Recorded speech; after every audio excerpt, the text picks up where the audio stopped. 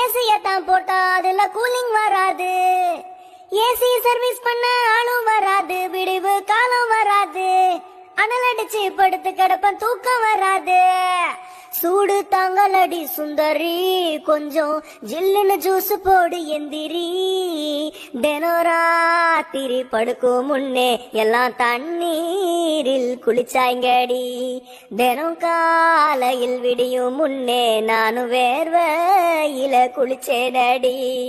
வாங்கு வாட்டர் மேல நிறைய, உடம்பு சூடு கொஞ்சம் தருமரா குறைய. ஹே ஜீன்ஸுக்கெல்லாம் போடு தடைய, உடம்பு ஃப்ரீயா இருக்க மாதிரி போடு உடைய.